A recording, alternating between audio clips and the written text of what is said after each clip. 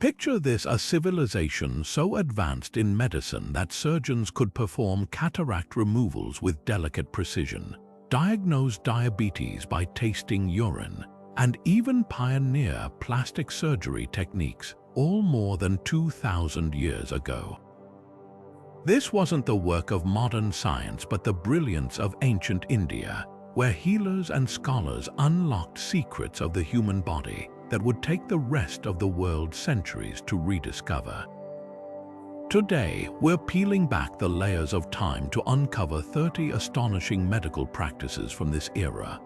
Practices so ahead of their time, they'll make you question everything you thought you knew about the history of medicine.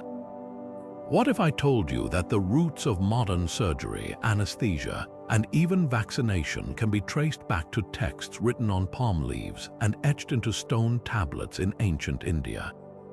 While Europe was still grappling with superstitions, Indian physicians were mapping out the human nervous system, developing herbal antibiotics, and teaching students how to stitch wounds with ants' jaws. The Sushruta Samhita, a text dating back to 600 BC, describes over 300 surgical procedures and 125 surgical instruments, many of which bear uncanny resemblance to the tools used in operating rooms today. How did they achieve such precision without microscopes or X-rays? And why have so many of these breakthroughs been forgotten or overlooked in mainstream history? This video is a journey into the shadows of time, where we'll unearth the hidden genius of ancient India's medical pioneers. From the use of mercury and sulfur to treat diseases centuries before chemistry was formalized, to the development of mental health therapies that prioritized compassion over punishment, these practices weren't just innovative, they were revolutionary. You'll discover how turmeric wasn't just a spice but a potent antiseptic, how yoga was prescribed as physical therapy, and how doctors diagnosed ailments by listening to the rhythm of a patient's pulse long before stethoscopes existed. By the end, you'll see history and medicine in a whole new light. So settle in, because what you're about to learn isn't just a list of facts, it's a testament to human ingenuity that transcends time. Long before the term holistic medicine entered modern vocabulary, ancient India had perfected it. Ayurveda, meaning the science of life, wasn't just a medical system, it was a way of living in harmony with nature. At its core lay the concept of three vital energies or doshas: vata, the force of movement; pitta, the fire of transformation; and kapha, the grounding stability. Imagine your body as a symphony where illness arises not from a single faulty note but from the imbalance of these three instruments playing together. Ayurvedic physicians didn't just treat symptoms, they listened to the body's whispers long before they became screams. Take Nadi Pariksha, the art of pulse diagnosis. A skilled Vaidya or physician could detect imbalances simply by placing 3 fingers on your wrist, each finger attuned to a different dosha. The rhythm, speed, and even the subtle vibrations of your pulse told a story, whether your pitta was flaring like an overheated engine or your kapha had slowed to a stagnant crawl. But diagnosis was only the beginning. Treatment was a tapestry woven from herbs like ashwagandha for stress, neem for infections, and turmeric for inflammation, plants modern science now confirms have potent healing properties. Meals weren't just about nutrition, they were medicine, tailored to cool an aggravated pitta with coconut or stoke a sluggish vata with warm ginger. And then there was yoga, not just the physical postures we know today, but a therapeutic tool. Specific asanas were prescribed to regulate doshas, twisting poses to kindle digestion for kapha types, calming forward bends to soothe pitta's intensity. Even meditation and pranayama, or breath control, were part of the prescription, addressing mental health centuries before the term existed.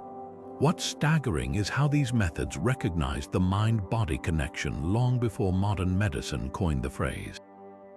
A stressed mind could upset pitta, causing acidity. Grief might freeze vata, triggering insomnia.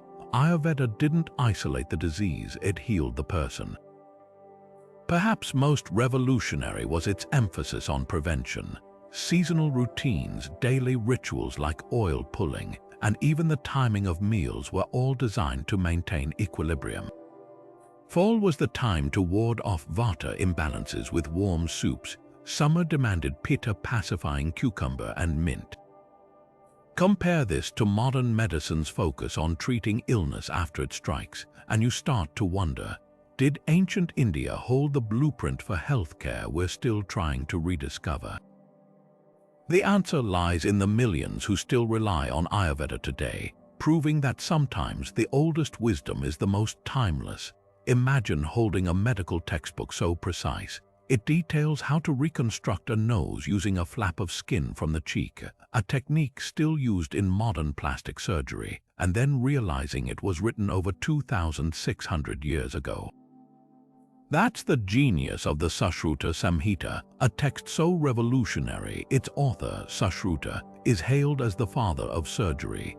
This wasn't just a collection of ideas, it was a masterclass in surgical science, documenting everything from cataract removals to cesarean sections with astonishing accuracy. What makes it even more remarkable, Sushruta and his students practiced dissection on cadavers, a concept Europe wouldn't embrace until the Renaissance, nearly 2 millennia later. The text classified human bones into groups, distinguishing between joints, ligaments, and even the subtle differences in types of fractures. It described 125 surgical instruments, many resembling modern scalpels, forceps, and probes, crafted from iron, bronze, and even wood. But here's where it gets truly fascinating. Sushruta emphasized the importance of practical training. Students practiced incisions on gourds and fruit, suturing on animal skins, and even simulated surgeries on wax models. This wasn't theoretical knowledge, it was hands-on apprenticeship, ensuring every physician could perform complex procedures like lithotomy, removing bladder stones, or repairing hernias with confidence. One of the most groundbreaking sections details rhinoplasty, rebuilding noses amputated as punishment or lost in battle. Sushruta's method involved cutting a flap of skin from the cheek, carefully preserving its blood supply and molding it into a new nose. The precision of these instructions, right down to keeping the patient's head elevated during recovery, mirrors modern surgical protocols. Equally advanced was his understanding of infection control. He advocated for boiling instruments and using antiseptics like turmeric and neem, centuries before germ theory was established. But perhaps the most striking insight was Sushruta's holistic view of medicine. He didn't just see surgery as a mechanical act. He stressed the surgeon's ethics, the patient's mental state, and even the influence of diet on recovery. His text warned against operating on those too frail or terrified, recognizing the mind's power over healing, a concept modern medicine is only now fully appreciating. The Sushruta Samhita wasn't just a manual, it was a manifesto declaring that surgery could be as refined as any art. And when you consider that its teachings laid the groundwork for everything from reconstructive surgery to anesthesia, it's impossible not to wonder, how much further could medicine have progressed if this knowledge hadn't been sidelined for centuries? Rhinoplasty, as we know it today, a delicate dance of grafts and sutures to reshape the nose, traces its origins not to a modern operating room, but to the banks of the Ganges over 2.5 millennia ago. The genius of Sushruta's technique lay in its simplicity and precision. When war or punishment left a patient without a nose, he didn't just cover the wound, he sculpted a new one. The method began with a careful incision in the cheek, peeling back a leaf-shaped flap of skin left attached at the stalk to maintain blood flow, then twisting and stitching it over wooden tubes to form nostrils. The result, a functional, living nose that grew with the patient, far surpassing the crude prosthetics of other ancient cultures. Historical accounts from travelers like the Greek physician Ctesias document the success of these procedures, marveling at how Indian surgeons could restore both form and dignity. But what's truly staggering is how little the core principles have changed. modern plastic surgeons still use pedicle flaps, skin grafts with an attached blood supply, mimicking Sushruta's ancient innovation. Even the post-operative care was groundbreaking. Patients were advised to avoid sunlight, keep the head elevated, and apply antiseptic pastes of honey and herbs to prevent infection, protocols that wouldn't become standard in the West until the 19th century. The cultural context makes this even more remarkable. In ancient India, noses weren't just aesthetic features. Their loss carried deep social stigma, often branding someone as a criminal or outcast. Sushruta's rhinoplasty wasn't vanity, it was rehabilitation, restoring identity as much as anatomy. His work reveals a society where medicine served humanity, not just biology. And when you consider that Western medicine wouldn't attempt similar reconstructions until the Italian Branca family in the 15th century, using nearly identical techniques, it's clear this wasn't just ahead of its time. It was timeless. In the dim light of an ancient Indian surgical theater, a healer steadied a curved needle no thicker than an eyelash, preparing to perform a miracle-restoring sight to someone blinded by cataracts. This wasn't magic, it was the revolutionary technique known as couching, a procedure so precise and effective, it would remain the global standard for treating cataracts for over 2,000 years. At a time when most cultures believed vision loss was irreversible, Indian physicians had mastered a method to push the clouded lens out of the pupil's line of sight, allowing light to enter the eye once more. The procedure, described in meticulous detail in the Sushruta Samhita, required not just steady hands but an intimate understanding of ocular anatomy. The surgeon began by numbing the eye with herbal pastes made from plants like henbane or cannabis, an early form of localized anesthesia. Then, with the patient lying on their back, the physician inserted the needle through the edge of the cornea, using it to gently maneuver the hardened lens downward until it settled at the bottom of the eye. Success meant the patient could suddenly distinguish shapes and movement, though their vision would remain unfocused since the lens was no longer present to refract light. Remarkably, this method spread westward through trade routes, adopted by Greek, Roman, and later Arab physicians. Even as late as the 18th century, European surgeons were still practicing couching, though with higher risks of infection or complications like glaucoma, a testament to how far ahead Indian practitioners had been in both skill and sterility protocols. What's often overlooked is the sophistication of their aftercare. Patients were instructed to rest in darkened rooms, avoid straining their eyes, and apply cooling compresses of rosewater or clarified butter to reduce inflammation. The Sushruta Samhita even warned against operating on patients with certain systemic illnesses, recognizing that overall health impacted surgical outcomes, a holistic approach rare in ancient medicine. While modern cataract surgery replaces the clouded lens with an artificial one, the core idea of accessing the eye through the cornea remains unchanged. So the next time someone calls cataract removal a modern marvel, remember, it's a refinement of a technique perfected in ancient India, where healers turned darkness back into light with nothing more than a needle and unparalleled ingenuity. The next time you dread a visit to the dentist, consider this: ancient Indian healers were performing sophisticated dental procedures over 3,000 years ago, armed with nothing more than herbal remedies and a steady hand. Their understanding of oral health went far beyond simple tooth extraction. They filled cavities with beeswax, realigned crooked teeth with gold wires, and even treated gum disease using antimicrobial pastes made from neem and clove. The Rig Veda, one of the oldest known texts, references tooth decay and its remedies, proving dentistry wasn't just an afterthought, it was a specialized science. Take the humble bow drill, a tool most associate with woodworking. In skilled hands, it became an instrument of precision dentistry. Twisting the bowstring rotated a sharpened tip against the affected tooth, loosening it for extraction, a method far less traumatic than the crude pliers used in medieval Europe centuries later. But pain relief wasn't an afterthought. Herbal concoctions containing cannabis, black pepper, or opium numbed the area, making these early procedures surprisingly bearable. What's truly groundbreaking is evidence of early orthodontics. Archaeologists have found skulls with grooves carved into teeth, suggesting gold wires were used to stabilize loose or misaligned teeth, an ancient precursor to modern braces. Even more impressive, the use of beeswax for fillings. Melted and pressed into cavities, it not only sealed the tooth but also had natural antibacterial properties, slowing decay until a permanent solution could be found. Perhaps most revealing is the emphasis on prevention.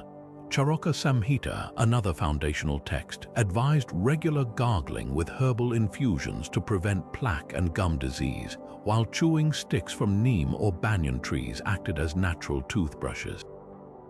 These practices weren't isolated innovations. They reflected a holistic view of health where oral hygiene was inseparable from overall well-being. Modern dentistry may have advanced tools, but its foundational principles, pain management, infection control, and preventative care, were already being perfected in ancient India's bustling clinics, where the hum of a bow drill marked the sound of progress. Long before penicillin revolutionized modern medicine, ancient Indian healers were fighting infections with an arsenal of nature's most potent weapons: turmeric's golden brilliance, neem's bitter leaves, and tulsi's sacred fragrance. These weren't just symbolic remedies, they were scientifically formulated antibiotics, meticulously documented in texts like the Sushruta Samhita for their power to heal wounds, purify blood, and even combat epidemics. Take turmeric, that vibrant yellow spice sitting in your kitchen cabinet. In ancient India, it wasn't just for flavor, it was a surgical dressing. Physicians dusted turmeric powder over wounds to prevent infection, unaware that centuries later, science would isolate curcumin, the compound responsible for its antibacterial and anti-inflammatory magic. Modern labs now confirm what Ayurveda knew all along. Turmeric disrupts bacterial cell membranes and even inhibits biofilm formation, making it effective against stubborn pathogens like Staphylococcus aureus. Then there's neem, often called the village pharmacy. Every part of this tree, leaves, bark, seeds, was medicine. Crushed into paste, it treated skin ulcers; boiled into tea, it fought fevers. But its true genius lay in dental care. Neem twigs became nature's toothbrushes, their fibers scrubbing away plaque while releasing azadirachtin, a compound so lethal to oral bacteria that today's mouthwashes often include neem extract. Research shows it's particularly effective against Streptococcus mutans, the primary culprit behind cavities, proving ancient Indians understood targeted antimicrobial therapy long before the concept existed. And who could overlook tulsi, the holy basil revered as the queen of herbs? Ayurvedic texts prescribed tulsi tea for respiratory infections, a remedy now validated by studies showing its volatile oils act as natural expectorants and broad-spectrum antimicrobials. What's astonishing is how these healers paired herbs strategically: turmeric with black pepper to enhance absorption, neem with honey to soothe its bitterness while boosting immunity. This wasn't trial and error, it was a sophisticated pharmacopoeia backed by observation and innovation. While modern medicine races to combat antibiotic-resistant superbugs, these ancient solutions rooted in sustainability and holistic wisdom are experiencing a renaissance, reminding us that sometimes the future of medicine lies buried in the past. While modern psychiatry often treats the mind as separate from the body, ancient India saw mental health as a delicate interplay of thoughts, emotions, and physical balance. The Ayurvedic text Sushruta Samhita describes unmada, a term encompassing everything from depression to psychosis, not as moral failings but as disturbances in the body's vital energies. Imagine a healer diagnosing a patient's agitation not by labeling it hysteria, as later Western medicine would, but by recognizing an excess of pitta dosha, the internal fire that could scorch clarity into confusion. Treatments weren't about confinement or punishment. They involved cooling therapies like moonlight meditation, sandalwood-infused baths, and herbal tonics crafted from Brahmi and ashwagandha, plants now proven to reduce cortisol and repair neural pathways. Yoga wasn't just exercise, it was precision medicine for the mind. Specific asanas like balasana, the child's pose, were prescribed to calm vata-related anxiety, while controlled breathing techniques balanced erratic emotions by regulating the nervous system. The ancient equivalent of a panic attack might be met with nadi shodhana, alternate nostril breathing, to harmonize the brain's hemispheres, a technique modern studies show can lower heart rate and quiet the amygdala's fear response. Even mantra repetition had therapeutic purpose, its vibrations acting as auditory anchors to disrupt obsessive thought patterns centuries before cognitive behavioral therapy formalized the concept. What's most revolutionary is how these healers viewed recovery. Instead of isolating patients, they reintegrated them through community rituals and purposeful work like tending herbal gardens, recognizing that healing required connection as much as chemistry. Today's surge in mindfulness-based therapies and holistic psychiatry isn't a trend. It's a homecoming to wisdom that knew the mind could bloom again if given the right soil. The next time someone calls yoga just stretching, remember, it's one of humanity's oldest prescriptions for peace, written in the language of breath and movement long before textbooks had a name for anxiety. The idea of artificial limbs might seem like a modern triumph of medical engineering, but in ancient India, prosthetic limbs were already transforming lives crafted from iron, wood, and even leather to restore mobility and dignity. The Rig Veda, one of humanity's oldest texts, references a warrior queen named Vishpala who lost her leg in battle and was fitted with an iron prosthesis, allowing her to return to combat. This wasn't just mythology, it was a glimpse into a society where amputation didn't mean the end of an active life. Archaeologists have unearthed relics and textual accounts describing prosthetics designed for function, not just appearance limbs with articulated joints for farmers, reinforced feet for soldiers, and even specialized attachments for artisans. Fast forward to the 20th century, and you'll find an echo of this ancient ingenuity in the Jaipur foot, a revolutionary prosthetic developed in India that mirrors the practicality of its predecessors. Lightweight, flexible, and affordable, it was designed for people living in rugged conditions able to withstand walking barefoot on uneven terrain, squatting, or even climbing trees. The parallels are striking. Both ancient and modern prosthetics prioritized real-world usability over mere aesthetics. Ancient texts described limbs that could bear weight and adapt to movement, much like the Jaipur foot's carbon fiber springs, which mimic natural gait. What's often overlooked is the cultural insight behind these innovations. In ancient India, losing a limb didn't relegate someone to the margins of society. The detailed descriptions of prosthetics in texts like the Ayurveda reveal a commitment to reintegration, crafting limbs that enabled worship, labor, and even warfare. Today, the Jaipur foot continues this legacy, distributed freely to thousands, proving that the most enduring medical breakthroughs aren't just about technology but about empathy. When modern engineers speak of designing prosthetics that feel alive, they're unknowingly channeling a philosophy that's been alive for millennia, one where disability never defined possibility. Step into an ancient Indian operating theater, and you'd find no agonized screams, just the quiet hum of preparation as healers measured out precise drops of cannabis-infused wine or opium paste.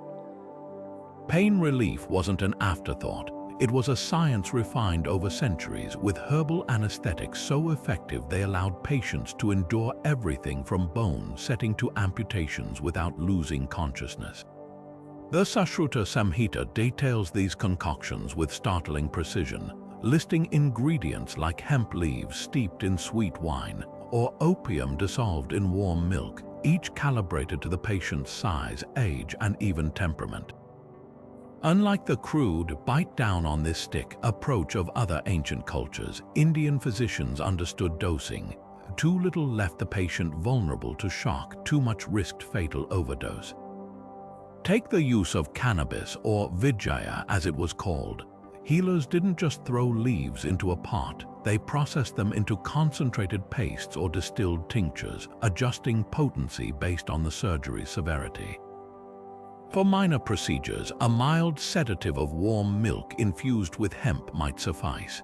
But for major interventions like limb removal, surgeons combined cannabis with opium and aromatic herbs like nutmeg to amplify its effects, creating a twilight state where pain was dulled but the patient could still respond to command.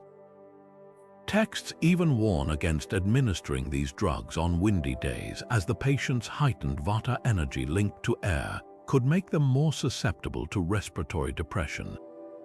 This wasn't guesswork, it was pharmacokinetics avant la lettre. Opium, sourced from the tears of the poppy, played an equally sophisticated role. Rather than knocking patients out completely, a dangerous prospect without ventilators, healers titrated doses to induce a trance-like calm. The Sushruta Samhita describes how the drug's effects were counterbalanced with stimulants like black pepper to prevent excessive sedation, a primitive form of drug synergy modern anesthesiologists still employ. Even alcohol, often dismissed as a crude numbing agent elsewhere, was refined here. Wine brewed with herbs like mandrake or datura wasn't just for intoxication. Its sugars accelerated absorption, while its warmth dilated blood vessels, speeding the anesthetic's journey to the brain. What's most striking is the aftermath. Post-surgery, patients were monitored for signs of overdose or allergic reaction, with antidotes like ginger juice or honeyed teas on hand to reverse adverse effects. Recovery rooms were dim and quiet, recognizing that sensory overload could worsen pain, a principle now echoed in modern recovery protocols. While Europe wouldn't develop reliable anesthesia until the 19th century, ancient India had already mastered the art of turning agony into mere discomfort, proving that healing isn't just about cutting and stitching but about mercy threaded through every step. The Sushruta Samhita doesn't just describe surgeries, it reveals a startling glimpse into the world of ancient obstetrics, where life-saving cesarean sections were performed centuries before they became survivable in Europe. While Victorian-era mothers faced near-certain death from infection or hemorrhage during C-sections, Indian physicians had already perfected techniques using razor-sharp sterile blades, antiseptic pastes, and even silk sutures to close incisions. The text specifies that these procedures weren't last resorts but carefully planned interventions, reserved for cases where natural birth threatened the mother or child. Imagine the scene: a surgeon cleansing their hands with herbal infusions, sterilizing bronze scalpels in flame, and carefully extracting the infant through a precise abdominal cut, all while the mother was sedated with opium and cannabis to blunt the pain. What made these early C-sections so groundbreaking was their attention to detail. The Sushruta Samhita warns against cutting too deep, lest the uterus be damaged, and advises stitching the wound with fibers soaked in antimicrobial honey. Post-operative care was just as meticulous. Mothers were given fortified tonics of fermented rice and herbs to rebuild strength, while their incisions were dressed with turmeric-laced ghee to prevent sepsis.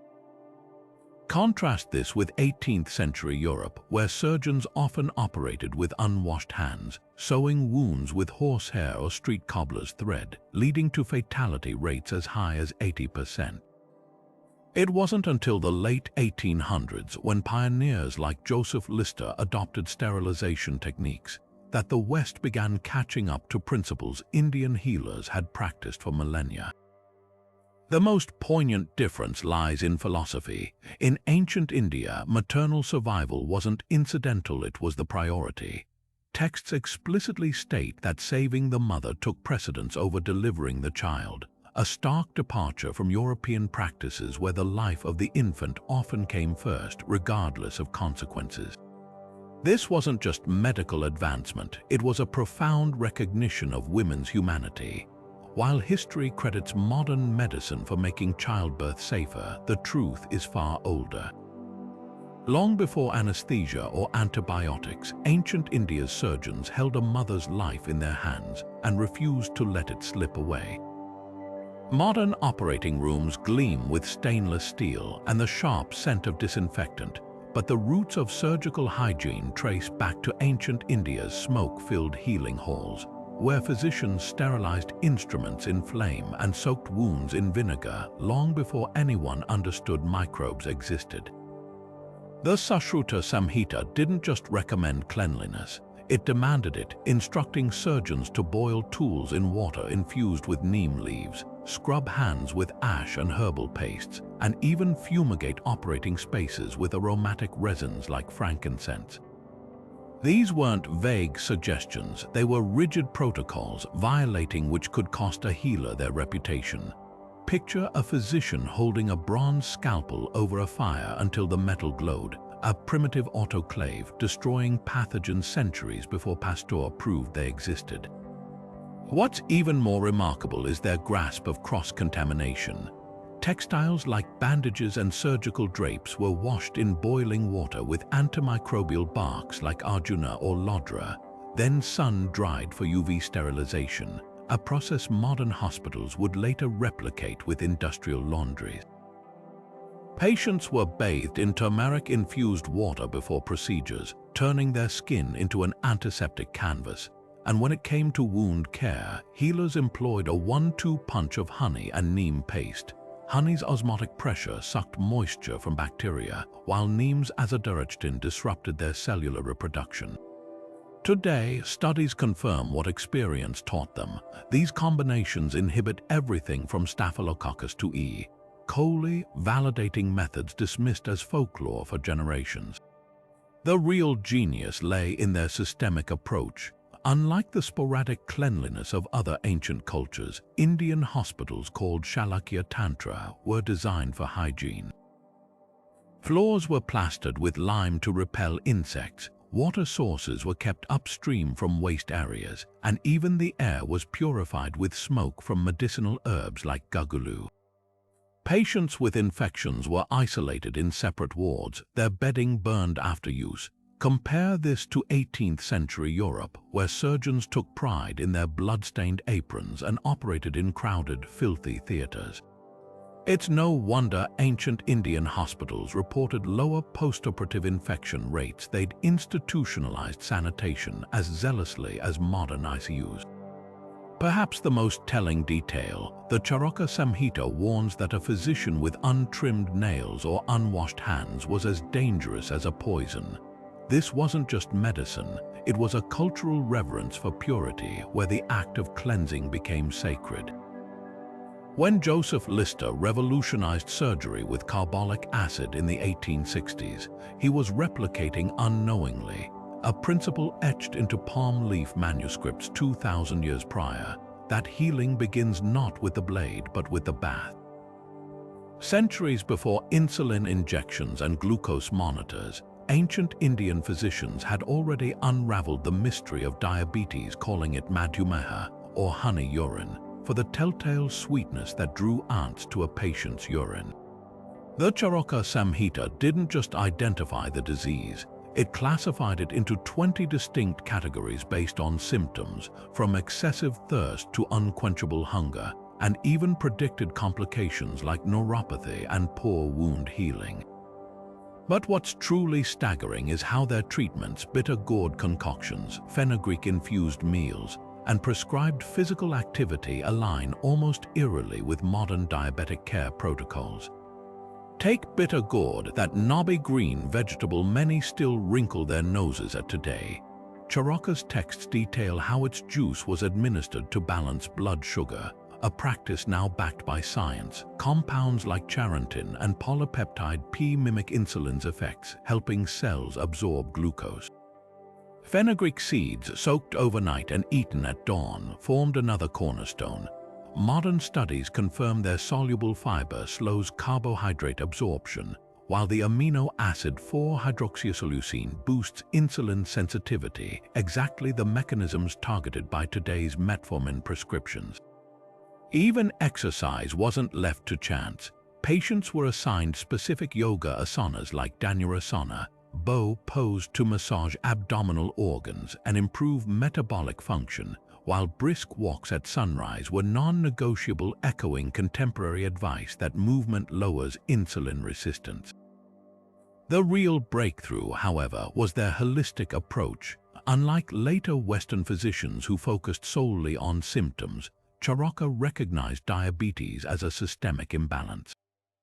Dietary restrictions weren't just about sugar. They emphasized whole grains like barley over refined wheat, discouraged fatty meats, and even warned against excessive sleep, a habit now linked to metabolic syndrome.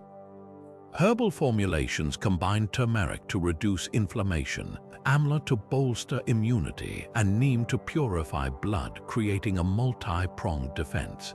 Most remarkably, these healers understood prevention. The Sushruta Samhita cautioned that overindulgence in sweets and sedentary living could trigger madhumeha, urging moderation centuries before lifestyle disease entered medical lexicons. Today, as diabetes skyrockets globally, these ancient prescriptions rooted in observation and ecological wisdom offer more than historical curiosity. They're a testament to a system that saw the body not as a collection of parts, but as a garden where every choice sowed health or disease. The ants clustering around a patient's urine weren't just a diagnostic tool. They were nature's first glucose test strips, and India's physicians were reading them with uncanny precision. While William Harvey is often credited with discovering blood circulation in 1628, ancient Indian physicians had already mapped the heart's rhythmic dance with startling accuracy more than 2,000 years earlier. The Charaka Samhita describes blood not as a stagnant pool but as a dynamic river, propelled by the heart's contractions to nourish every tissue and organ. Texts speak of rasa and rakta, terms for plasma and blood, circulating through channels called esrotas, delivering nutrients and carrying away waste. But what's truly revolutionary is their grasp of the heart's mechanics. Charaka likened it to a lotus bud, its valves opening and closing to regulate flow, a metaphor that predated Harvey's seminal work by millennia. Consider their understanding of pulse diagnostics. Physicians could detect irregularities in circulation simply by placing fingers on a patient's wrist, discerning everything from fever-induced tachycardia to the sluggish pulse of anemia. The Sushruta Samhita even classified 60 different pulse patterns, linking them to specific imbalances in the doshas. This wasn't guesswork, it was systematic observation, correlating the heart's tempo with diseases like edema, where fluid overload strained circulation, a concept Europe wouldn't formalize until the Renaissance. The most striking insight, their treatment protocols. For blockages resembling modern atherosclerosis, healers prescribed garlic-infused ghee to thin the blood, arjuna bark to strengthen cardiac muscle, and aerobic exercises like brisk walking to improve circulation. Modern studies confirm arjuna's active compound, arjunolic acid, reduces arterial plaque and improves heart function, while garlic's allicin acts as a natural vasodilator. Even more impressive was their preventative approach. Charaka warned against excessive salty or fatty foods, linking them to hardened vessels centuries before Western medicine recognized diet's role in heart disease. What makes this knowledge so extraordinary is its integration. Unlike Harvey, who focused solely on anatomy, Ayurveda saw circulation as part of a vast network where breath, digestion, and even emotions influenced the heart's work. Stress-induced palpitations, a pitta imbalance overheating the blood, fatigue and cold limbs, vata disrupting flow. Their solutions: meditation to calm the mind, warming spices to invigorate circulation, reveal a system that treated the heart not as an isolated pump but as the conductor of life's symphony. When European scholars dismissed these ideas as primitive, they weren't just rejecting science, they were ignoring a blueprint for holistic cardiology that modern medicine is only now beginning to rediscover. Long before modern medicine made organ transplants routine, Ancient Indian mythology was already exploring the idea not as science, but as divine intervention with startling parallels to today's surgical miracles. Take the story of Ganesha, the beloved elephant-headed deity. According to the Mahabharata, when the young boy's head was accidentally severed, the god Shiva replaced it with that of a nearby elephant, restoring him to life. This wasn't just fantasy, it was a narrative blueprint for concepts like tissue compatibility and functional transplantation.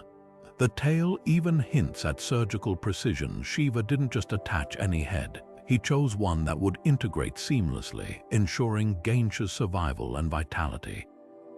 What makes this more than myth is the underlying intuition that body parts could be exchanged and thrive in new hosts, a notion that wouldn't enter medical reality until the 20th century. But Ganesha's story isn't the only one. The epic Rigveda describes the Ashvini Kumaras, celestial twin physicians who performed what might be history's first recorded limb transplant. When the warrior Vishpala lost her leg in battle, they replaced it with an iron prosthetic that functioned as though it were flesh, echoing modern attempts at bionic integration.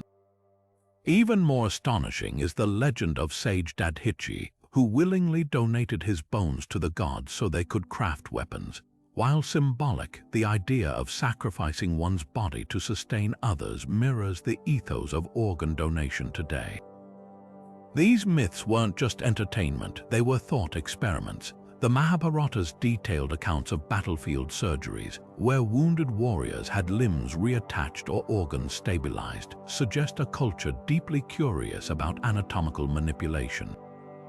Unlike Western myths that treated bodily damage as irreparable curses, Indian narratives often featured healing as an active, creative process. When the god Krishna restored the hunchback Kabja's spine to straightness, it wasn't magic, it was an early imagining of corrective surgery. What's truly compelling is how these stories align with later medical principles. The emphasis on divine donors mirrors modern transplant ethics, where consent and compatibility are paramount. The use of animal parts in Ganesha's case foreshadows cross-species xenotransplantation, now an emerging field.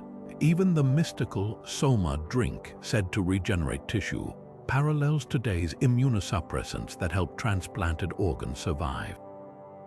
These myths didn't just predict future science, they revealed a cultural mindset that saw the body as malleable, repairable, and infinitely adaptable. While we credit 20th century surgeons for pioneering transplants, ancient India's storytellers had already envisioned a world where medicine could make the impossible routine. The bond between humans and animals in ancient India wasn't just practical, it was sacred, and nowhere was this more evident than in their advanced veterinary practices. While much attention goes to Sushruta's groundbreaking work on humans, his texts also reveal a sophisticated system of animal medicine, particularly for elephants and horses, creatures vital to warfare, transport, and ritual. Imagine an elephant with a deep gash from battle, its skin stitched with hemp thread and dressed with a paste of turmeric and honey to prevent infection. This wasn't emergency first aid, it was standard procedure documented with the same precision as human surgeries. The Sushruta Samhita details how to suture wounds on thick hides, recommending curved needles and specially reinforced sutures to withstand an elephant's movements, techniques that wouldn't become common in Western veterinary medicine until the 19th century. Horses, prized for their speed and endurance, received equally meticulous care. Texts describe treatments for colic using herbal enemas of ginger and castor oil, a method still used in equine medicine today. For respiratory infections, steaming inhalations infused with eucalyptus and tulsi cleared airways, while poultices of mustard and linseed reduced joint inflammation in aging workhorses. What's striking is the cross-species innovation. Remedies originally developed for humans, like the use of neem for infections or ashwagandha for stamina, were adapted for animals, proving that Ayurveda saw health as a universal principle not bound by biology. But the true brilliance lay in diagnostics.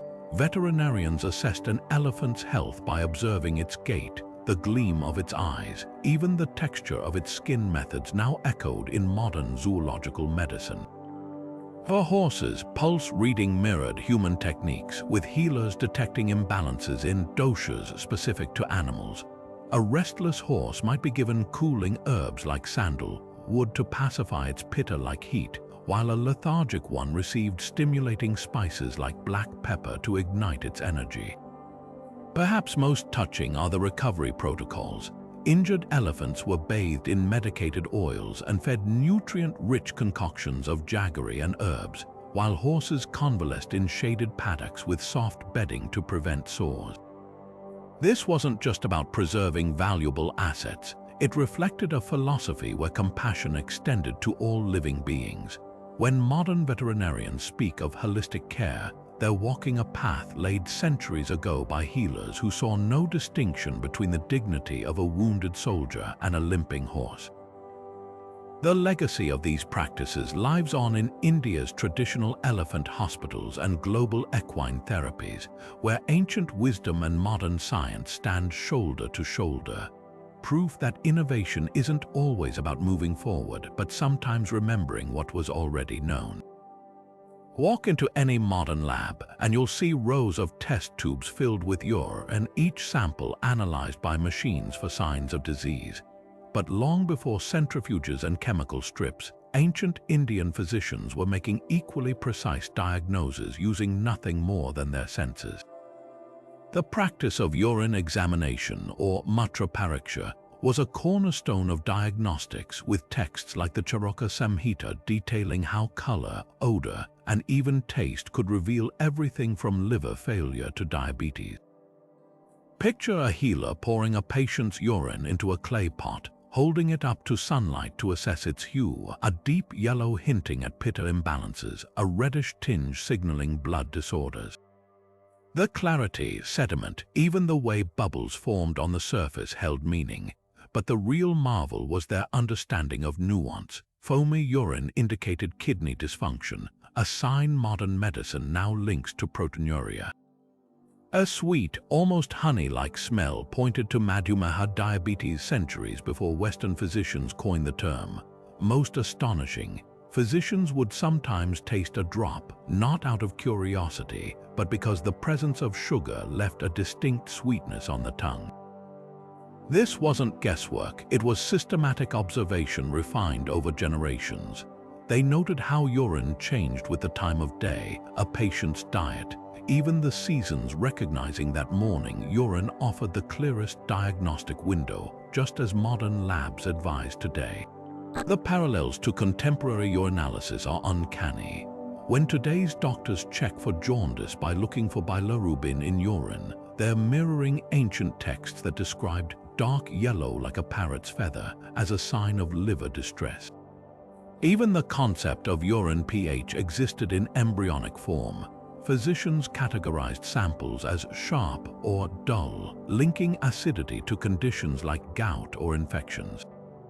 And just as modern tests detect ketones in diabetic patients, Ayurvedic healers noted a peculiar acetone-like odor in advanced cases of Madhumeha. What set this practice apart was its integration with other diagnostics. A physician wouldn't rely on urine alone but cross-reference it with pulse readings, tongue examination, and the patient's lifestyle. If urine suggested kidney stones, they'd palpate the abdomen for tenderness. If it hinted at dehydration, they'd assess skin turgor. This wasn't primitive medicine, it was a holistic system that viewed the body's fluids as a window into its deepest workings. Today's urinalysis may use microscopes instead of sunlight, but the foundational idea remains unchanged. Sometimes the clearest answers come from what we'd rather overlook. Fractures in ancient India weren't just stabilized, they were treated with an elegance of engineering that would make modern orthoptists pause. Picture a healer splinting a broken leg not with rigid plaster, but with flexible bamboo strips, their natural curvature conforming to the limb's shape while allowing subtle movement to prevent muscle atrophy. This wasn't guesswork. The Sushruta Samhita detailed exact measurements for splints, 4-finger widths for the forearm, 6 for the thigh, crafted from freshly cut bamboo to retain antimicrobial sap. But the real marvel was their traction systems, ropes looped over wooden pulleys, weighted with sandbags to gently realign shattered bones. Imagine a dislocated shoulder being coaxed back into place by a counterweight system, the patient reclining on an inclined plank as gravity and carefully calibrated force did the work modern hospitals now assign to expensive machinery. Herbal poultices turned recovery into a science. A paste of crushed ashwagandha root mixed with warm ghee was slathered over fractures, its compounds now known to stimulate osteoblast cells that rebuild bone. Swelling was tamed with cooling compresses of coriander and sandalwood, while pain ebbed under layers of opium-infused mustard oil. The genius lay in their staged approach, acute-phase herbs like turmeric to reduce inflammation, followed by nutritive tonics like shatavari during remodeling to speed healing. Even the timing was precise. Splints were loosened incrementally as bones knitted, avoiding the stiffness that plagued European fracture treatments well into the 19th century. What's astonishing is how these methods persist. In remote Indian villages, traditional bone setters still use bamboo splints for greenstick fractures, knowing their lightweight strength outperforms metal in humid climates. The same pulley systems that once realigned warriors' limbs now help farmers recover without costly hospital stays. Modern studies validate their wisdom. Bamboo's silica content rivals synthetic splints for stability, while herbs like shalaki, Indian frankincense, contain boswellic acids that outperform NSAID in reducing bone edema. When Western medicine rediscovered traction therapy in the 1800s, they hailed it as revolutionary, where they were resurrecting techniques perfected 2 millennia prior. The true breakthrough, however, was their understanding of holistic healing. Unlike the West's focus on immobilization at all costs, Ayurveda recognized that bones mend best when the whole body is nurtured. Patients were given calcium-rich sesame milk and massaged with Mahanarayan oil to maintain circulation, while meditation was prescribed to reduce cortisol's bone-thinning effects. It wasn't just about fixing a fracture, it was about restoring the person, one carefully balanced pull of the pulley at a time. Long before modern medicine developed treatments for leprosy, ancient Indian healers were already classifying the disease with startling precision, recognizing not just one condition, but 18 distinct types under the umbrella term Kashtha. The Sushruta Samhita didn't lump all skin disorders together. It carefully documented variations based on symptoms, progression, and even the patient's dominant dosha. Some forms manifested as dry, scaly patches akin to modern tuberculoid leprosy, while others caused severe nodules and deformities resembling lepromatous leprosy. What's remarkable is how these early physicians connected the disease to nerve damage, noting how certain forms led to loss of sensation in extremities, a detail Western medicine wouldn't grasp until the 19th century. At the heart of their treatment was a humble seed, cholmugra oil pressed from the nuts of the Hydnocarpus tree. This thick, bitter oil wasn't just smeared on wounds, it was ingested, massaged into skin, even injected into lesions with delicate bone needles. The results were undeniable. Patients experienced reduced inflammation, slowed disease progression, and in some cases, complete remission. Fast forward to the 1800s, and Western doctors struggling to treat leprosy in colonial India stumbled upon this very remedy. By the early 20th century, cholmugra oil had become the global standard, shipped to leprosariums from Hawaii to Louisiana, its efficacy confirmed by modern science. The oil's cyclopic acids directly attack Mycobacterium leprae, the bacterium behind the disease. Yet ancient treatments went far beyond a single miracle oil. Healers prescribed customized regimens based on the type of Kashtha. For fiery pitta-dominant cases, cooling pastes of sandalwood and aloe vera soothed inflamed skin. Kapha-type presentations marked by thick plaques called for exfoliating scrubs of chickpea flour and turmeric, while Vata-related nerve pain was eased with warm sesame oil infused with ashwagandha. Even isolation protocols existed. Texts advised housing patients in well-ventilated huts near neem trees, whose purifying air currents reduced contagion risk. This wasn't just medicine, it was a nuanced system that blended pharmacology, diet, and environmental awareness. The real tragedy lies in how much was forgotten. When cholmugra oil reached Europe, its origins were erased, repackaged as a colonial discovery. Today, as antibiotic-resistant strains of leprosy emerge, researchers are revisiting these ancient protocols, uncovering wisdom that could hold the key to tomorrow's cures. The next time you hear about a breakthrough in dermatology, remember it might just be a rediscovery of what Ayurveda knew all along. Deep in the jungles of ancient India, where cobras slithered unseen and scorpions lurked underfoot, healers had already turned toxicology into a precise science centuries before the West even had a word for it. The Agada Tantra, a specialized branch of Ayurveda, wasn't just about treating poisons. It was a masterclass in anticipating them, with texts meticulously categorizing toxins as animal, plant, mineral, or even artificially concocted.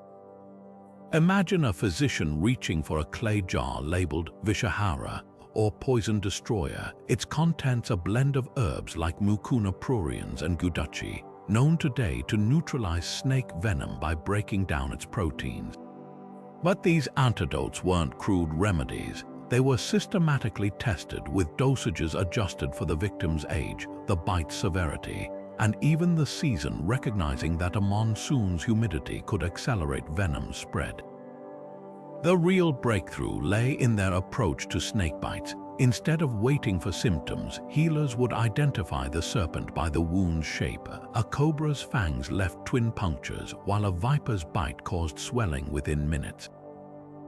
Treatment began with a tourniquet above the wound, followed by incisions to drain venom, a practice still used today.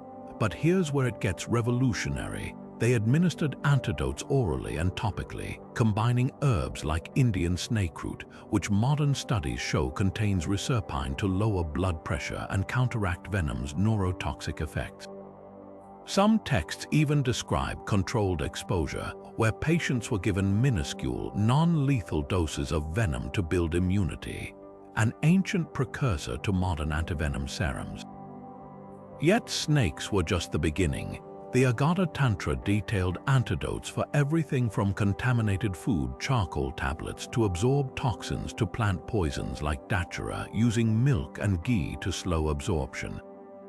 One particularly ingenious remedy involved mixing crushed pearls with honey for heavy metal poisoning, a practice now validated by science, as calcium in pearls binds to metals like arsenic, allowing the body to expel them. Even mental health wasn't overlooked. Herbal tonics of Brahmi and Shankpushpi were prescribed for Gara Vish, or slow poisoning, where toxins like lead accumulated over time, causing delirium. What set this system apart was its preventative ethos. Royal food tasters weren't just checking for poison. They followed strict dietary protocols to strengthen their own resistance. Warriors smeared their blades with herb-infused oils, turning weapons into accidental antidote carriers. And perhaps most striking, the texts warned against over-reliance on any single cure, advocating for personalized combinations, recognizing that the body's response to poison was as unique as the poison itself. In an era where modern medicine races to develop new antivenoms, the Agada Tantra's wisdom whispers a timeless truth. The best defense against poison isn't just an antidote, but an intimate dance with nature's own chemistry. In the hushed chambers where ancient Indian healers tended to their youngest patients, pediatric care wasn't just miniature adult medicine. It was a sacred science tailored to the delicate rhythms of growing bodies. Neonatal massage, known as Shishu Abhyanga, began within days of birth with warm sesame oil infused with herbs like bala and ashwagandha worked into supple skin by a mother's hands. This wasn't mere tradition, it was physiological alchemy. The rhythmic strokes stimulated lymphatic drainage and digestion, while the oils vitamin E fortified fragile skin barriers, techniques modern neonatology now validates as critical for preterm infants' development. Texts like the Sushruta Samhita prescribed specific pressures for colicky babies, gentle clockwise circles on the abdomen to ease trapped wind, and even warned against overstimulation, advising sessions before twilight when a child's vata energy naturally settled. Immunity building was an art form. Infants too young for solid food received swastavrita, herbal tonics dripped into their milk or rubbed onto their gums. Gold basma, minute particles of purified gold, was mixed with honey to boost resilience. A practice modern research hints at gold nanoparticles today show immunomodulatory potential. For teething pain, a cotton swab dipped in clove and licorice root paste numbed tender gums, while older children chewed on neem twigs, their antiseptic sap guarding against cavities. The real genius lay in customization.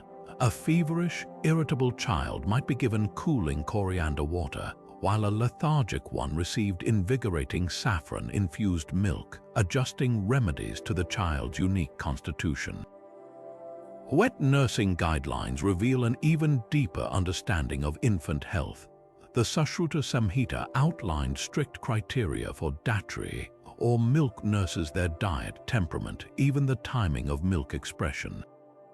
A wet nurse grieving or anxious was to be avoided, as her milk, believed to carry emotional imprints, could disrupt the infant's doshas. Milk was tested for purity by dropping it into water. If it sank, it was too dense for delicate digestion. Compare this to medieval Europe, where wet nurses were chosen haphazardly, and it's clear ancient India saw breastfeeding as the first immunization. Perhaps most striking were the emergency protocols. For seizures, a paste of brahmi and ghee was applied to the fontanelle, its cooling properties potentially reducing neural inflammation. Digestive blockages were treated with suppositories of honey and rock salt, while respiratory distress triggered steam inhalations with tulsi leaves. Every treatment acknowledged a child's fragility. Herbs were sweeter, doses smaller, therapies gentler. In an era when pediatric medicine was often an afterthought, these healers didn't just treat children, they honored the ephemeral, ferocious miracle of growing up. Their legacy lingers in every Ayurvedic pediatric clinic today, where toddlers still sip immunity-boosting Chyawanprash and infants receive oils pressed from recipes etched in palm leaf manuscripts millennia ago. Long before modern medicine coined terms like anti-aging, ancient India had already mastered the art of graceful aging through rasayana, a branch of Ayurveda dedicated to rejuvenation and longevity. These weren't just folk remedies, they were sophisticated protocols blending herbs, diet, and daily rituals to slow time's relentless march. Picture an elder in their 70s, rising before dawn to sip a warm tonic of ashwagandha and milk, their joints supple, their mind sharp, a living testament to therapies now validated by cutting-edge geroscience. The Charaka Samhita describes rasayana as both prevention and restoration, a dual approach that modern medicine is only beginning to emulate. At the heart of these longevity practices lay adaptogenic herbs like ashwagandha, now celebrated globally for reducing cortisol and cellular inflammation. But ancient physicians didn't stop there. They paired it with amla, the Indian gooseberry bursting with vitamin C, to enhance collagen production and shield skin from oxidative damage, a natural alternative to today's retinoid creams.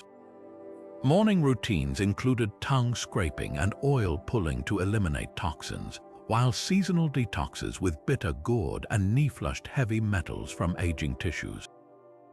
Modern labs now confirm what experience taught them. These methods upregulate autophagy, the body's cellular cleanup process linked to extended health spans. Dietary regimens were precision tools. Elders followed circadian-aligned eating, finishing meals before sunset to sync with digestive fire's natural rhythm. a practice now shown to improve metabolic markers in older adults. Golden milk, turmeric simmered in coconut oil and pepper, wasn't just comforting. Its curcumin fought neurodegenerative plaques decades before Alzheimer's research identified them. Even fasting had nuanced, short, regular cleanses to rest the gut, unlike today's extreme calorie restriction that often strains aging bodies. The true breakthrough was personalization. A Vata-dominant elder received warm, oily foods to combat dryness, while a Kapha type got light, spiced meals to maintain vitality without weight gain. Rasayana wasn't about chasing youth but cultivating health span, a term modern science borrowed from these texts. When researchers today study centenarians in blue zones, they're unknowingly documenting lifestyles that mirror Ayurveda's pillars: plant-rich diets, purposeful movement, and community bonds. The difference: ancient India didn't just stumble upon these secrets, they systematized them into a science of aging that viewed every wrinkle as a chapter, not a flaw. Even today, cancer remains one of medicine's most formidable challenges, but ancient Indian physicians were already mapping its shadows long before microscopes revealed the cellular chaos beneath. The Sushruta Samhita describes tumors with chilling accuracy, using the term arbuda, meaning to swell, to classify abnormal growths that were hard, immovable, and relentlessly expanding. What's astonishing isn't just their recognition of the disease, it's the sophistication of their response. Sushruta didn't just document tumors, he detailed their surgical removal with blades, sharp as the sun's rays, followed by herbal cauterization to prevent recurrence. Imagine a healer pressing a red-hot iron rod infused with neem and turmeric onto the wound, the smoke carrying antimicrobial properties as it sealed vessels and sterilized tissue, an ancient precursor to modern electrosurgery.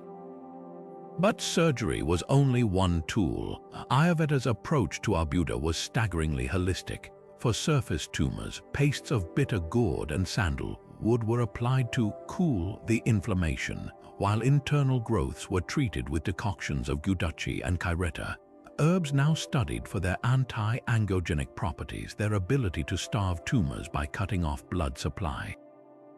Even diet played a role. Patients were denied heavy, acidic foods believed to fuel growth, instead nourished with easily digestible broths and antioxidant-rich amla. The parallels to today's oncology protocols are uncanny: surgical excision followed by adjuvant therapy, dietary modifications to support recovery, and an emphasis on strengthening the body's defenses. The real revelation lies in their understanding of metastases. Sushruta warned that untreated arbuda could spread through channels called esrotas, a conceptual mirror of modern lymphatic and circulatory pathways. To block this spread, healers used blood-purifying herbs like mangista and pananava, recognizing that systemic cleansing was as vital as targeting the tumor itself. Modern research confirms these plants contain compounds like rubiadin and pananavine, which inhibit cancer cell migration, validating an intuition that predated cellular biology by millennia. Perhaps most poignant is the emotional care woven into treatment. Texts advise physicians to shield patients from despair, using meditative practices and mantras to foster resilience. This wasn't just medicine, it was a battle fought on physical, energetic, and spiritual fronts. While today's oncology leans heavily on technology, ancient India's legacy whispers a timeless truth. Healing requires more than attacking disease, it demands tending to the humanity that carries it. A physician's fingers press lightly against the wrist, not to count heartbeats but to listen to decipher the body's hidden symphony of rhythms, each pulse a coded message about the life flowing beneath the skin. Nadi Pariksha, the ancient art of pulse diagnosis, wasn't just about detecting illness, it was a dialogue with the body's deepest energies. Practitioners of Ayurveda believed the radial pulse carried the whispers of the doshas: Vata's quick, fluttering dance, Pitta's strong, bounding surge, or Kapha's slow, rolling waves, each revealing imbalances long before symptoms surfaced. What's remarkable is how this practice transcended intuition, evolving into a systematic science. Texts like the Sushruta Samhita detailed precise finger placements. The index finger sensed Vatas flow near the wrist's thumb side, the middle finger read Pitta at the center, and the ring finger detected Kapha toward the outer edge. A skilled Vaidya could distinguish 84 pulse patterns, correlating them with everything from digestive disorders to emotional distress. The parallels to Chinese medicine's pulse diagnosis are striking, yet Ayurveda's approach held unique nuances. While both systems mapped pulse positions to organs, Ayurveda, linking them to doshic influences rather than meridians, Indian physicians took it further, interpreting the pulse's personality. A jagged, irregular rhythm hinted at anxiety disrupting Vata, while a pounding, hot pulse signaled Pitta's fiery excess, perhaps brewing an ulcer. Some masters could even predict seasonal ailments by detecting subtle shifts in pulse quality as environmental changes stirred the doshas. The technique wasn't static, it adapted to the patient's constitution. A naturally rapid pulse in a wiry, energetic person might be their healthy baseline, while the same rhythm in a stocky, sedentary individual could spell trouble. Modern science now lends credence to this ancient art.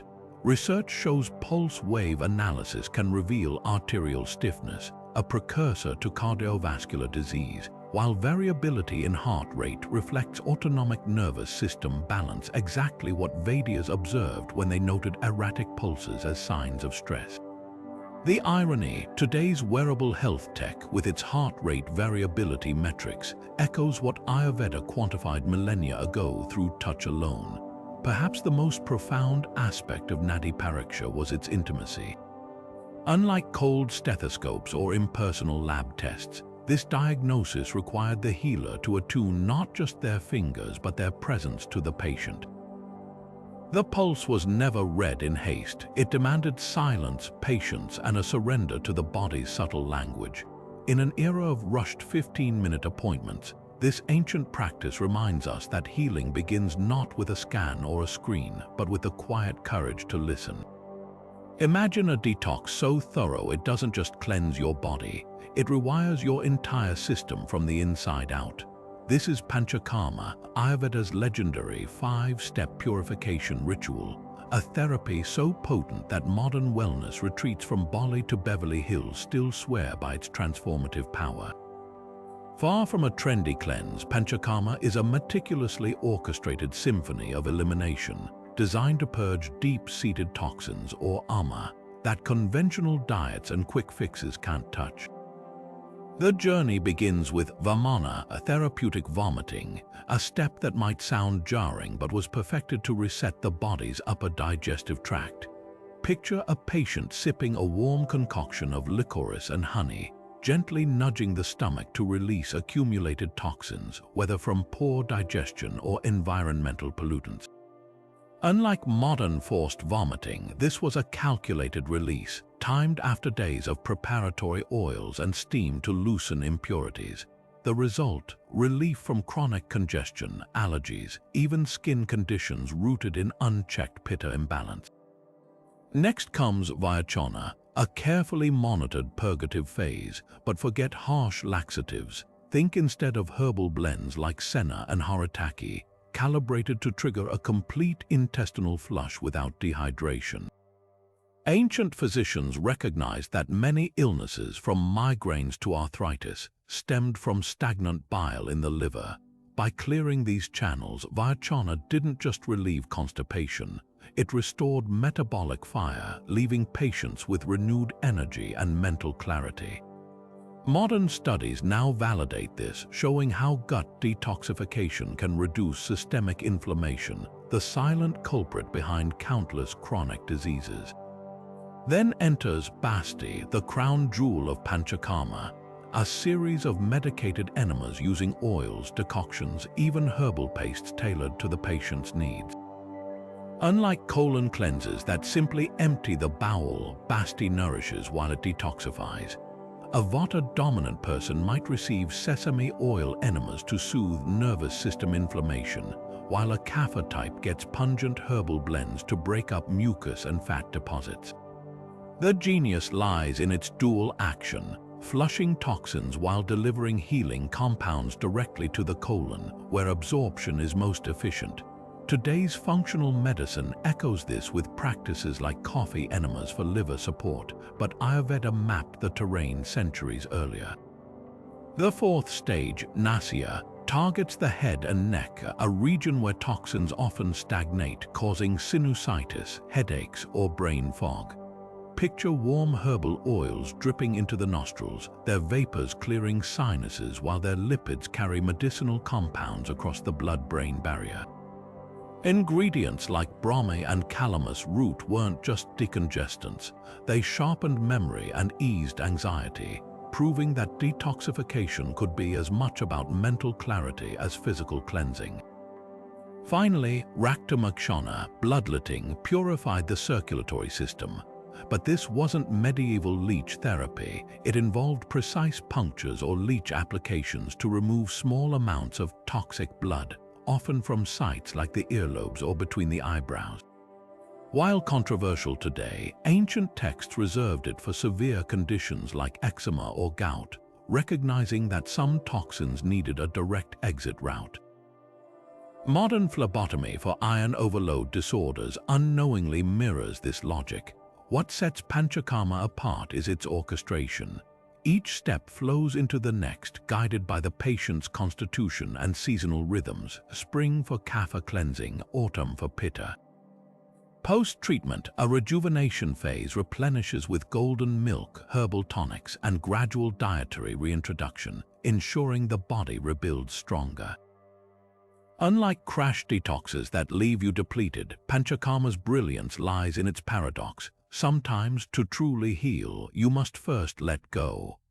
Hidden beneath the skin's surface lies a secret map of life force, 107 precise points where energy converges, pulses, and occasionally falters. These are the Mama points, Ayurveda's answer to acupressure's meridians, but with a twist. They're not just pathways for healing, but also keys to unlocking both vitality and vulnerability. Imagine a warrior striking a precise spot on the neck to disarm an opponent, or a healer applying gentle pressure to the same point to relieve migraines. This duality of weapon and remedy makes Mama science one of ancient India's most fascinating contributions to medicine and martial arts alike. The Sushruta Samhita documents these points with startling anatomical precision, grouping them by location: limbs, torso, head, and by the elements they govern. Some, like the Hridaya Mama near the heart, are considered so vital that injury could be fatal, while others, like the Kshipra point between the thumb and index finger, offer quick access to pain relief.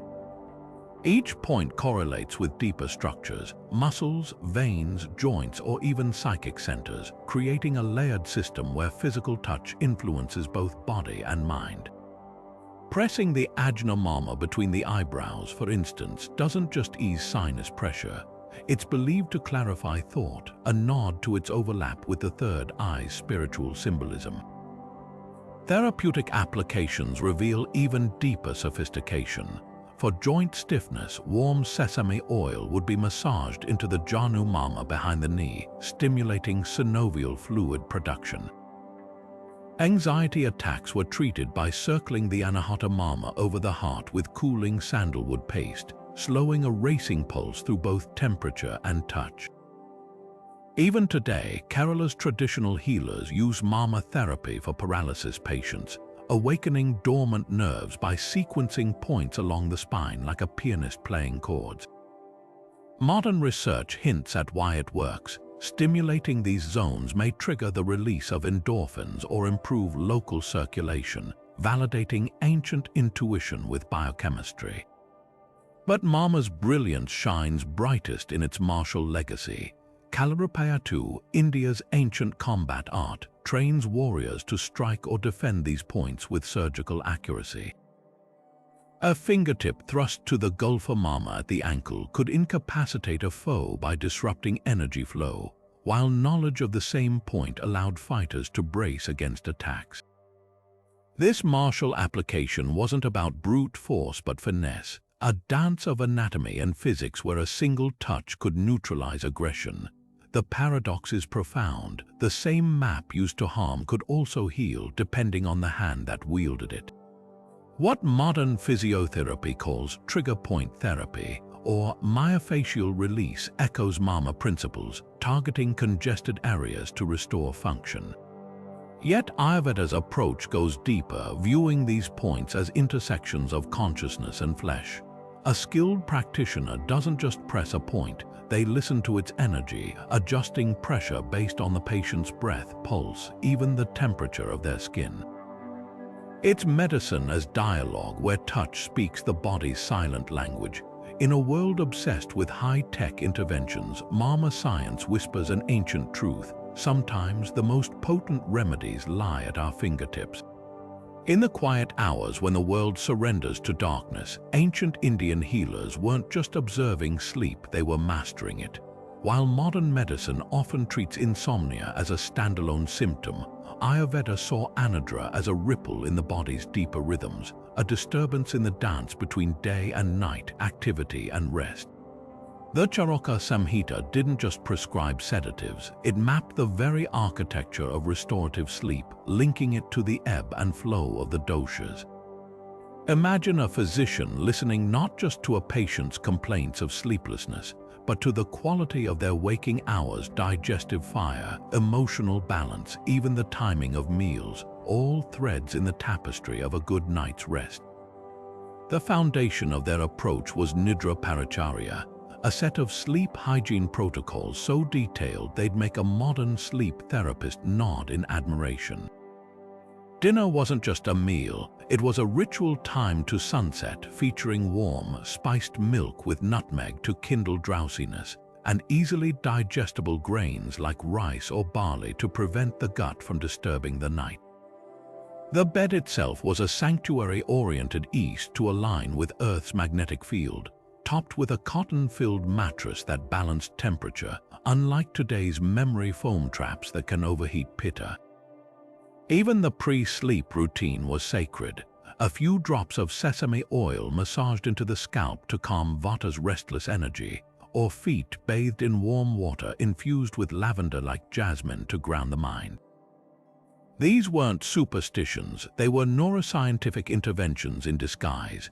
Modern studies now confirm that foot baths lower core body temperature, triggering melatonin release, while the scent of jasmine amplifies GABA activity, the brain's natural tranquilizer. For those still tossing and turning, Ayurveda's pharmacopoeia offered gentle giants like valerian root, tagara in Sanskrit, a remedy now replicated in over-the-counter sleep aids worldwide. But here's where ancient wisdom surpassed modern shortcuts. Valerian was never swallowed in isolation. It was blended with adaptogens like ashwagandha to buffer stress hormones, or paired with cooling coriander for pitta types whose sleep was fractured by overheating. The Sushruta Samhita even warned against long-term reliance on sedatives, emphasizing instead the resetting of circadian rhythms through daytime practices. Morning sunlight exposure, known as atapa seva, was non-negotiable, syncing the body's internal clock centuries before blue light research explained why. The real stroke of genius, however, lay in their diagnostic nuance. Anidra wasn't one disorder but 6 distinct types, each rooted in a different imbalance.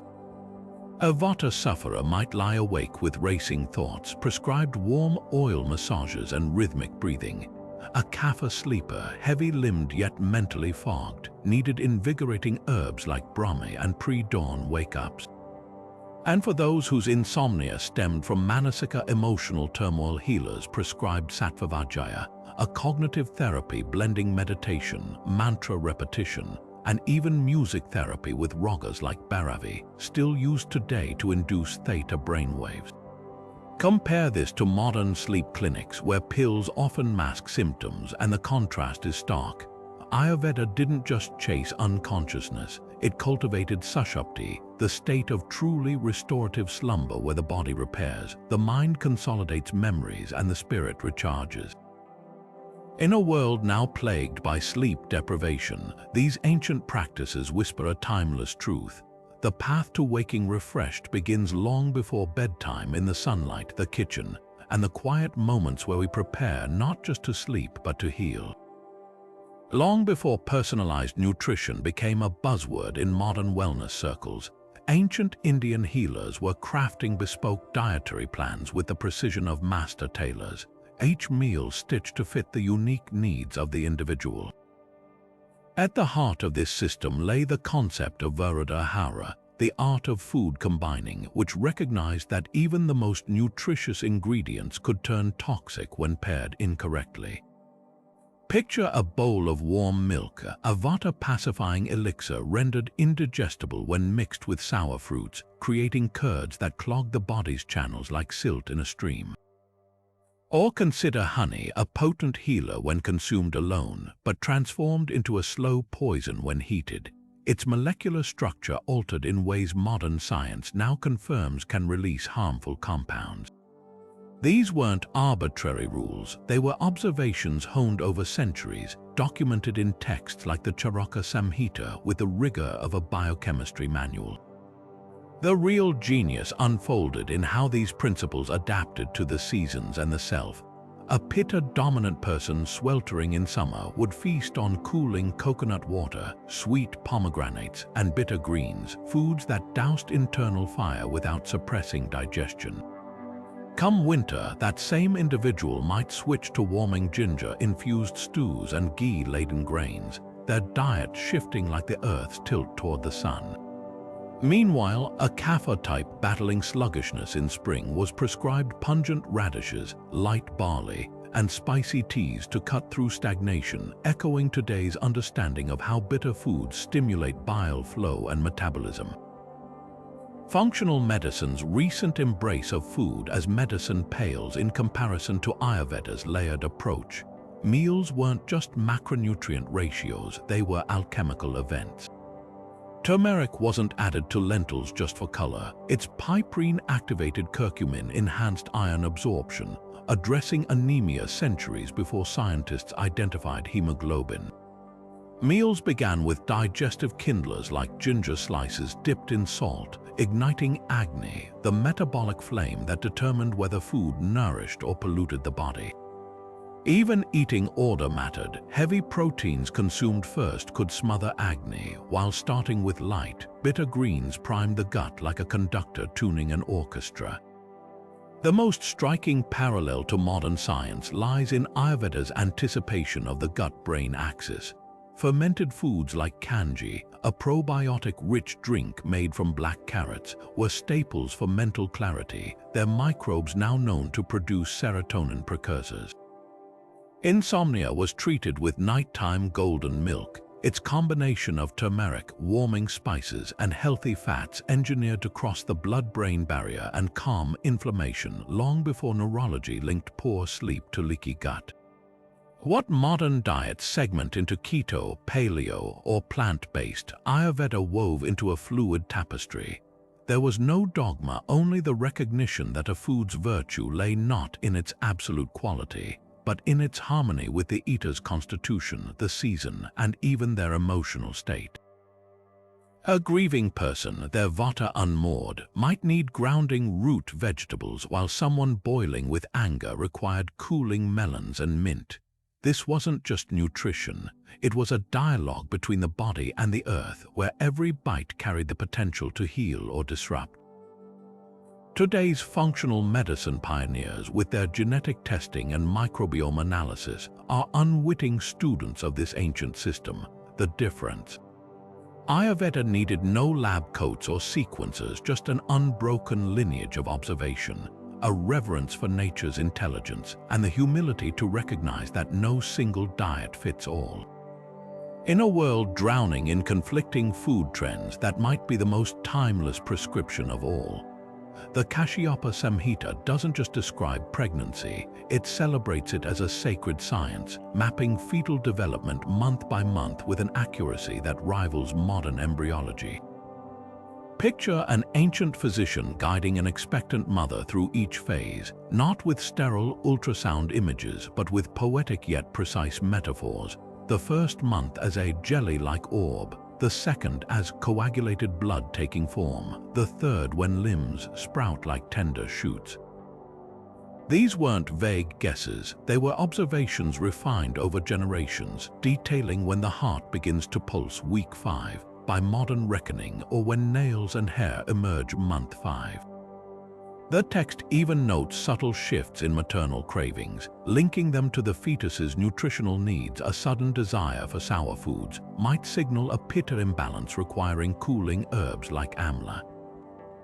Prenatal care was a tapestry of prevention and nourishment. Mothers to be followed, Garbhini Paracharya, a regimen blending diet, massage, and mental wellness. Morning sickness was soothed with ginger-infused pomegranate juice, a remedy modern studies confirm reduces nausea by blocking serotonin receptors in the gut. For optimal fetal brain development, women consumed medicated ghee infused with brahmi and shankpushpi, herbs now known to boost neural growth factors. Even emotional health was prioritized, calming mantras, gentle walks in nature, and avoiding disturbing sights or sounds to protect the mother's state of mind, an early nod to the epigenetics of stress. But the real marvel lies in their understanding of high-risk pregnancies.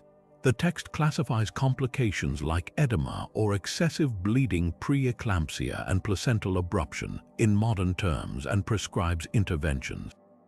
Swelling was managed with diuretic herbs like gokshora, while iron-rich foods like black sesame and dates combated anemia. For breech presentations, specific yoga postures like the cat-cow stretch encouraged optimal positioning, techniques still taught in prenatal classes today. Postpartum care, or Sushruta Paracharya, was equally revolutionary. Unlike cultures that isolated new mothers, Ayurveda enveloped them in a 45-day healing window. Herbal sitz baths with neem and turmeric sped uterine recovery, while belly binding with cotton cloth supported abdominal muscles. Lactation was enhanced with fenugreek and fennel teas, their galactagogue properties now clinically validated. Most poignant, the emphasis on maternal mental health. Post-birth sadness was treated with nourishing broths, oil massages, and rituals to strengthen the mother-child bond, recognizing that healing wasn't just physical but emotional.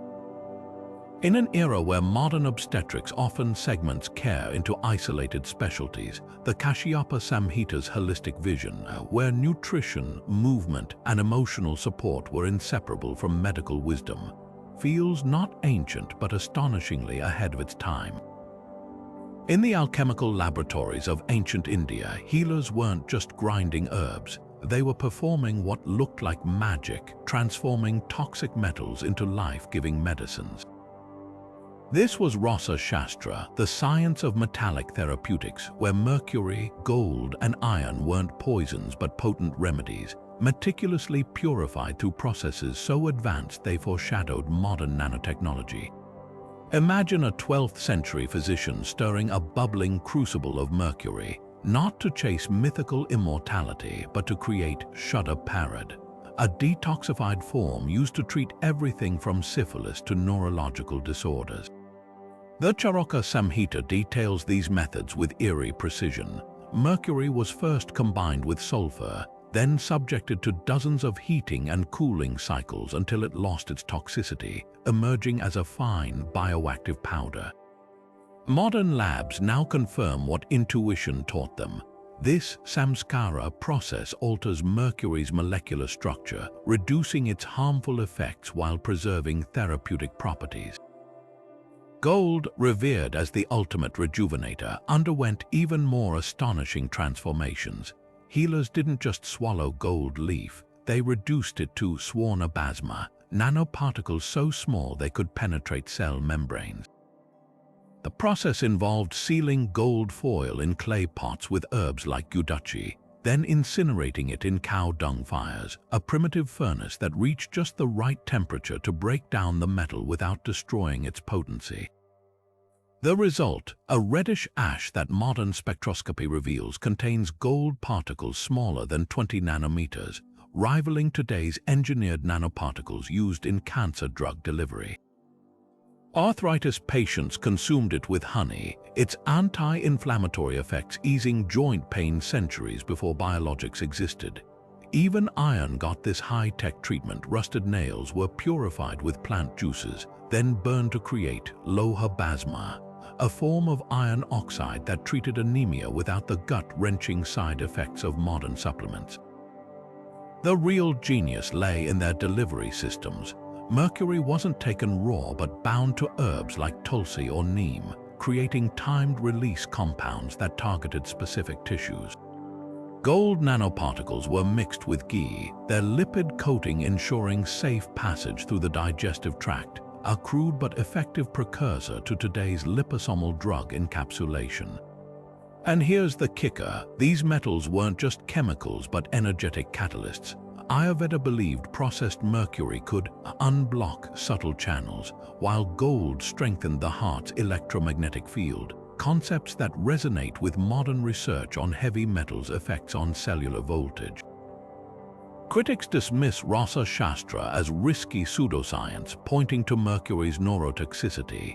Yet the ancients anticipated these dangers. Texts warn against improper purification, listing exact symptoms of metal poisoning: tremors, blue gums, memory loss, and their antidotes like cilantro or milk thistle. This wasn't blind experimentation. It was a controlled, iterative science where mistakes were documented and corrected. Modern metallotherapy, from gold injections for rheumatoid arthritis to iron infusions for anemia, unknowingly walks this ancient path. The difference, today's treatments lack the holistic framework that paired metals with herbs to mitigate harm, proving that sometimes the most futuristic medicine is also the oldest. Beneath the shadow of towering banyan trees, along bustling trade routes and quiet village squares, ancient India cultivated something extraordinary, a healthcare system so advanced it would take the modern world centuries to catch up. This wasn't just a scattering of healers, it was a meticulously organized network of hospitals, public health initiatives, and even veterinary clinics, all woven into the fabric of daily life. The most striking feature, these institutions were free, funded by kings and wealthy patrons who saw healthcare not as a privilege but a sacred duty. The Sushruta Samhita lays out guidelines for these Arogya Sholas, or houses of health, with a level of detail that rivals today's hospital administrations. Picture sprawling complexes with separate wards for infectious diseases, surgical recovery, and chronic conditions. Their walls plastered with lime to repel germs, their courtyards planted with medicinal herbs like tulsi and neem to purify the air. Patients weren't just treated and sent away, they received nourishing meals tailored to their ailments, therapies timed to circadian rhythms, and follow-up care that tracked their recovery like modern outpatient programs. But the revolution didn't stop with humans. Ancient India's compassion extended to animals in ways that would stump even modern veterinarians. The Emperor Ashoka's edicts from the 3rd century BCE mandate the establishment of animal hospitals, complete with herbal pharmacies and surgical suites. Elephants, horses, even birds injured in flight found care in these shelters, their treatments documented in texts like the Ayurveda, a full medical treatise on elephant care. Wounds were dressed with antimicrobial pastes of turmeric and honey, digestive disorders treated with tailored herbal enemas, and aging animals given rasayana therapies to ease joint pain. This wasn't sentimentality, it was ecological wisdom. Healers recognized that animal health directly impacted human survival, whether protecting livestock vital for agriculture or maintaining the war elephants that defended kingdoms. Public health measures extended far beyond hospital walls. Cities like Mohenjo-Daro, dating back to 2600 BCE, boasted sophisticated sanitation systems, clay pipes carrying waste away from homes, public baths with stepped entrances to prevent contamination, and wells positioned upstream from latrines. The Arthashastra, a 4th century BC treatise on statecraft, reads like an ancient CDC manual. It orders officials to inspect markets for food spoilage, quarantine households during outbreaks, and even monitor water sources for pollution. Leprosy patients weren't shunned but housed in specialized colonies with dedicated caregivers. Their isolation meant to curb transmission, not punish. Perhaps most visionary was the emphasis on prevention. Village elders trained in basic medicine would conduct seasonal health campaigns, distributing neem twigs for oral hygiene during monsoon dampness, organizing communal fumigations with antimicrobial resins when winter coughs spread, or leading sunrise yoga sessions to boost immunity. Pregnant women received free prenatal tonics, children were dewormed with pumpkin seed concoctions, and the elderly attended workshops on longevity diets. This wasn't health care as crisis management. It was a proactive dance between community and environment, where every citizen played a role in sustaining collective well-being. The legacy of this system humbles modern medicine. In an era where healthcare disparities dominate headlines, ancient India's model, free, inclusive, and deeply preventive, offers more than historical fascination. It's a mirror reflecting a truth we're still struggling to embrace, that health is not a commodity but the very foundation of civilization. From the elephant wards of Patalipatra to the surgical theaters of Taxila, these innovations weren't just ahead of their time.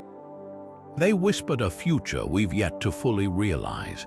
From cataract surgeries performed with needle-like precision to the earliest known rhinoplasties, from pulse diagnostics that decoded the body's whispers to metallic medicines engineered at the nano-level, ancient India's 30 groundbreaking medical practices weren't just ahead of their time, they were the blueprint for modern medicine itself.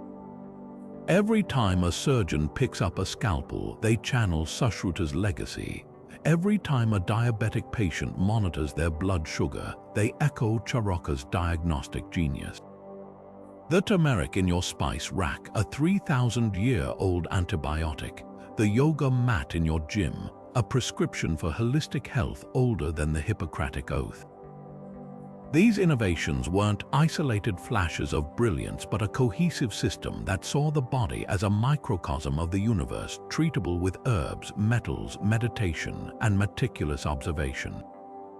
What's most humbling is how much we've forgotten. Modern medicine, for all its technology, is only now catching up to concepts ancient India mastered centuries ago. Personalized nutrition, preventative care, the gut-brain axis, even the antimicrobial properties of everyday spices. The Sushruta Samhita's surgical instruments, over 125 of them, still mirror the scalpels and forceps in today's operating rooms. Ayurveda's pulse diagnosis foreshadowed heart rate variability tracking on smartwatches. And those herbal antibiotics, they're inspiring new drugs to combat superbugs that resist synthetic chemicals. Yet the real treasure lies in the philosophy beneath the techniques, a vision of healing that never separated mind from body, patient from environment, or science from spirit. Ancient India didn't just invent procedures, it cultivated a reverence for life that turned medicine into an act of sacred service. So the next time you marvel at a medical breakthrough, ask yourself, is this truly new or is it a rediscovery? The palm leaf manuscripts and temple carvings hold more secrets than we've dared to translate. Maybe it's time to look back, not with nostalgia, but with the curiosity of explorers standing on the edge of an uncharted past, ready to reclaim wisdom that could reshape our future.